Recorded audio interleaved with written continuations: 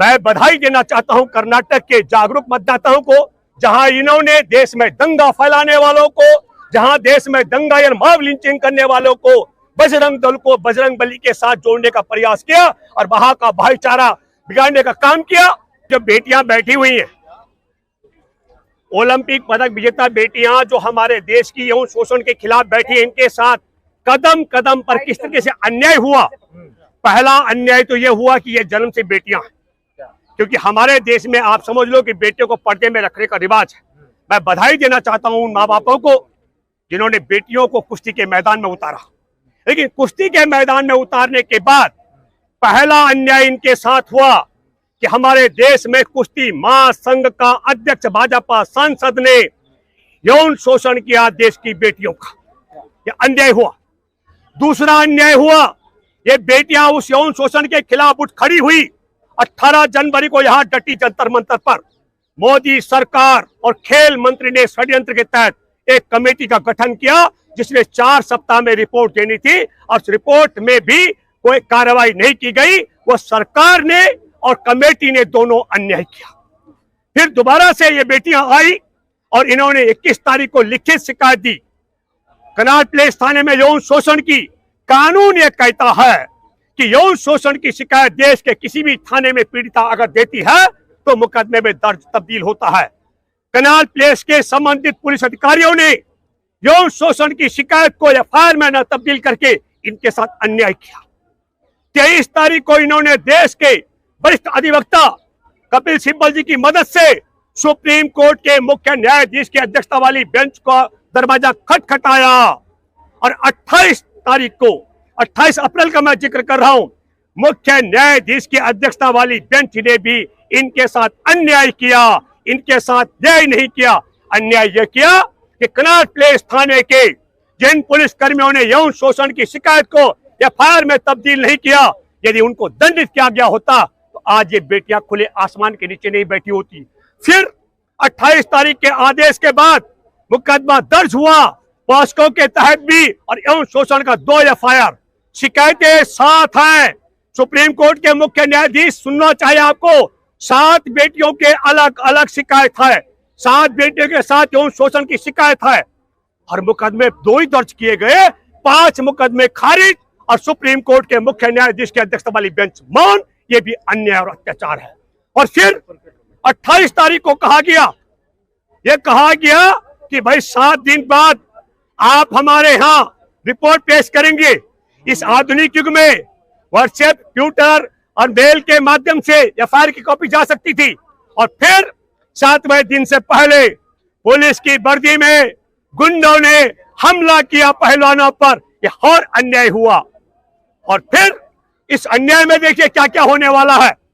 और हम सब लोग भी जुटे देश भर के, और हमने भी 15 दिन का और मोहलत दिया। इस 15 दिन 30 दिन की मोहलत में क्या होने वाला है, मैं आपको षड्यंत्र बताता हूं क्या खेल है। षड्यंत्र यह है कि जो शिकायतें 7 यौन शोषण पीड़ित बेटियों की हैं, उसकी एक एक शिकायत की काट, एक एक शिकायत के खिलाफ सबूत इकट्ठा करने का काम मोदी सरकार अमित शाह के इशारे पर पुलिस यौन शोषण करने वाले ब्रजभूषण शरण सिंह के पक्ष में जुटा रही है। और पहले तो मैं ये मान रहा था कि मोदी सरकार कर्नाटक चुनाव में वोटिंग से पहले ब्रजभूषण शरण सिंह को इसलिए गिरफ्तार नहीं करेगी, उसकी गिरफ्तारी से यौन शोषण करता सांसद को बचा रही है भाजपा। ये संदेश अगर कर्नाटक में जाता तो ये 0 पर सिमट सकते थे।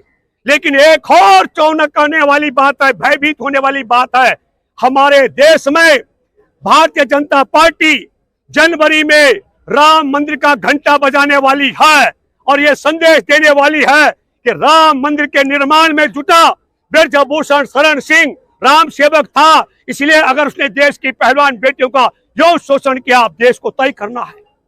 तब देश में कहा जाएगा अगर मोदी सरकार ने ब्रजभूषण को जेल में डाला तो राम के अनुयायी नाराज हो जाएंगे, और ब्रजभूषण को जेल में डाल करके राम भक्तों को नाराज करने की क्षमता मोदी सरकार में नहीं है।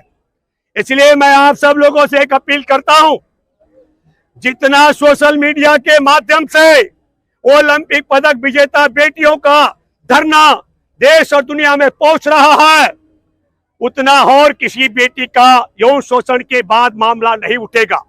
मैं आप सबके माध्यम से अपील करना चाहता हूं, राम की महिमा कतई खत्म नहीं हो सकती है, कम नहीं होगी अगर उसका भक्त यौन शोषण करता जेल चला जाए, लेकिन ये वोट बैंक का सवाल है। तब मैं आप लोगों से अपील करता हूं, देश की हर उस मां से जिसकी कोख से बच्ची जन्मी है, देश की हर उस दादी से जिसके घर में पोती जन्मी है, देश की हर उस नानी से जिसकी बेटी की कोख से बेटी जन्मी है, आप सब लोगों को इसलिए उठ खड़ा होना पड़ेगा जब ओलंपिक पदक विजेता बेटियों का धरना चल रहा हो और एक भाजपा का सांसद यौन शोषण करता हो और यौन शोषण करने वाला भाजपाई उस बेटी का यौन शोषण करता हो जिस बेटी को देश का प्रधानमंत्री विनेश फोगाट को अपनी बेटी बता चुका हो।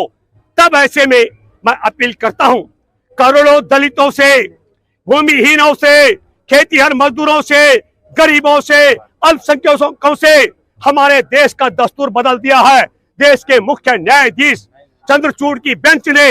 और मैं चैलेंज के साथ कहता हूं, आज ये बेटियां मोदी सरकार की ताकत से नहीं, चंद्रचूड़ जो मुख्य न्यायाधीश की अध्यक्षता की बेंच ने गैर गंभीरता से सुनवाई की, इनके साथ अन्याय किया, इनकी फरियाद को ध्यान से नहीं सुना, उसकी परिणति है कि एफआईआर दर्ज होने के बाद आज भी यौन शोषण करने वाला छुट्टा सांड की तरह घूम रहा है।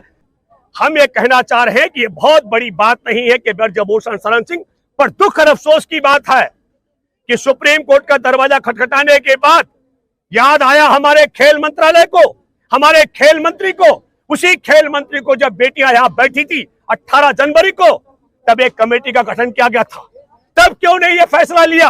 ये अनुराग ठाकुर से ये सवाल देशवासियों को पूछना चाहिए, मिस्टर अनुराग ठाकुर, क्या तब तुमको नहीं पता लगा?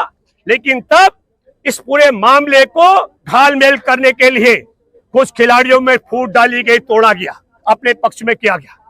और फिर जो डटी हुई है विनेश फोगाट, साक्षी मलिक, बजरंग पुनिया के साथ और अन्य साथ, इनको भी अलग अलग तरीके से मैं आपको बताना चाहता हूं। देशवासियों, 200 करोड़ रुपए की बोली लग रही है एक एक खिलाड़ी को अपने पक्ष में बयान बदली करने के लिए। हम बधाई देना चाहते हैं उन 7 शिकायतकर्ता बेटियों के परिवारों को, बधाई देना चाहते हैं। उन्होंने ठोकर मार दी 200 करोड़ रुपए के रकम पर अपनी बात पर कायम है। एक सबसे बड़ा अहम सवाल, ये कमेटी से अब निकालने की जो बात है, मैं एक महत्वपूर्ण सवाल और करता हूं। हमारे ये बेटियां नार्को टेस्ट कराने के लिए तैयार हैं, पता नहीं हमारे देश में बैठे जजों को, पुलिस के जांच अधिकारियों को इतनी सी बात क्यों समझ नहीं आ रही है? और किस बात के लिए ये दावा कर रहे हैं, हमने जो लिखित शिकायत दी है यौन शोषण की, उसके लिए हम नार्को टेस्ट कराने के लिए तैयार हैं। तो भाई, भाजपा का सांसद, नरेंद्र मोदी अमित शाह का चहेता, राम मंदिर का भक्ति करने वाला, वो क्यों नहीं शपथ पत्र दे रहा है? पुलिस के जांच अधिकारी क्यों नहीं एफिडेविट ले रहे उससे कि वो भी दावा करे कि वह निर्दोष है? इसके लिए वो अपना नार्को टेस्ट कराने के लिए तैयार है। ये बात मैं उनके लिए कह रहा हूं जो कई सवाल कर रहे हैं कि ये बेटियां किस लिए बैठी हुई है। कई लोग कह रहे हैं कि झूठे आरोप लगा रही है। और मैं एक और सवाल भी आ रहा है, ये देर से क्यों बैठी है? डोनाल्ड ट्रंप के यौन शोषण बलात्कार की पीड़िता ने शिकायत की, 32 साल बाद न्याय मिला। अरे हम बधाई देना चाहते हैं आज की तारीख में। मैं तो बहुत साधारण सांस की क्रिया करने वाला व्यक्ति हूं। एक दिन अगर मैं अपने शारीरिक एक्सरसाइज नहीं करता हूं तो मुझे लगता है कि मैंने बहुत कुछ आज खो दिया है। तब ये बेटियां जो ओलंपिक पदक विजेता हैं, इनको एक एक दिन की एक्सरसाइज न करने से इनका, मैं कहता हूं, भविष्य भी खराब हो रहा है। और हमारे देश में जो हर ओलंपिक पदक ये जीत के ला सकती थी, उससे भी देश को नुकसान होने वाला है। इस बात के लिए बैठी हुई है कि हमारे यौन शोषण करने वाले को दंडित किया जाए। तब मैं आपसे फिर अपील करता हूं, मैं बार बार अपील करता रहा हूं, मैं बधाई देना चाहता हूं कर्नाटक के जागरूक मतदाताओं को, जहां इन्होंने देश में दंगा फैलाने वालों को, जहां देश में दंगा या मॉब लिंचिंग करने वालों को बजरंग दल को बजरंग बली के साथ जोड़ने का प्रयास किया और वहां का भाईचारा बिगाड़ने का काम किया। मैं एक अपील और करता हूं, मैं जो नई सरकार बनने जा रही है कर्नाटक की, क्योंकि हमारे देश के गृह मंत्री की कुर्सी पर रहता हुआ ये शख्स अमित शाह ने चैलेंज कर रखा है कि अगर कर्नाटक में कांग्रेस की सरकार बनेगी तो दंगे होंगे। मैं कर्नाटक के नवनिर्वाचित मुख्यमंत्री जो बनने वाला है उसे अपील करता हूं और कर्नाटक के एक एक व्यक्ति से अपील करता हूं, जहां कहीं भी दंगा हो, और इस देश की अदालतों को भी सुनना चाहिए, सबसे पहला मुकदमा इस देश में कर्नाटक में दंगा कराने के लिए अमित शाह देश के गृह मंत्री के खिलाफ दर्ज होना चाहिए। और इसी तरीके से मैं आप सब देश की मां बहनों से अपील करता हूं, जो देश की आधी आबादी की लड़ाई ये विनेश फोगाट, साक्षी मलिक यहां लड़ रहे हैं। आधी आबादी की लड़ाई इसलिए हमारे देश में आधी आबादी महिलाओं की है। और फिर मैं कहना चाहता हूं, सचेत करना चाहता हूं, ओलंपिक पदक विजेता बेटियां अगर यौन शोषण की शिकायत के लिए धरना दे, सुप्रीम कोर्ट का दरवाजा खटखटाए और तमाम देश के यूट्यूब चैनलों की मदद ले और देश भर के किसान आंदोलन सामाजिक संगठन के लोग जुटे और तब भी यौन शोषण करता गिरफ्तार होकर उसे सजा न मिले, तब कल्पना करो देश की दलितों की बेटियों का यौन शोषण करने वालों के साथ क्या होगा। क्या उनके खिलाफ शिकायत दर्ज होगी? देश के किसान, आदिवासी, मछुआरे, अल्पसंख्यक, भूमिहीन और गरीबों की बेटियों का, बहुओं का यौन शोषण करने वालों के खिलाफ मुकदमे दर्ज होंगे और उनके खिलाफ कार्रवाई होगी, ये कतई नहीं हो सकता है। इसलिए मैं आप सबों से अपील करता हूं, जिस तरीके से मैंने कहा कर्नाटक के एक एक दंगे के लिए अमित शाह पर दंगा फैलाने का मुकदमा दर्ज कराने की तैयारी करनी चाहिए, ठीक उसी तरीके से जहां जहां भाजपाई मिलते हैं उनसे एक सवाल आपको करना चाहिए। क्या सवाल? चुनौती दी है यौन शोषण करने वाले ब्रजभूषण शरण सिंह ने एफआईआर दर्ज होने के बाद पहले कहा था मैं मुंह खोलूंगा सुनामी आएगी, और उस सुनामी में बताता हूं क्या आने वाली है। ब्रजभूषण शरण सिंह को जानकारी है गोधरा में राम भक्तों की जो टोली जिस बोगी में बैठी थी उसको आग लगवाने वाले रंगा बिल्ला के कौन कौन लोग थे, ये उसकी मुट्ठी में जानकारी है। इसलिए इनकी ताकत नहीं है ब्रजभूषण के खिलाफ मुंह खोलने की। और तब हम आपसे अपील करते हैं कि इस तरीके से जो बेटियों को यौन शोषण करने वाला अब चैलेंज कर रहा है एफआईआर दर्ज करने के बाद, किया वो चैलेंज, और नड्डा, पूरी भाजपा और अमित शाह और मोदी की हिम्मत मुंह खोलने की नहीं हो रही है, तब मैं आपसे अपील करना चाहता हूं।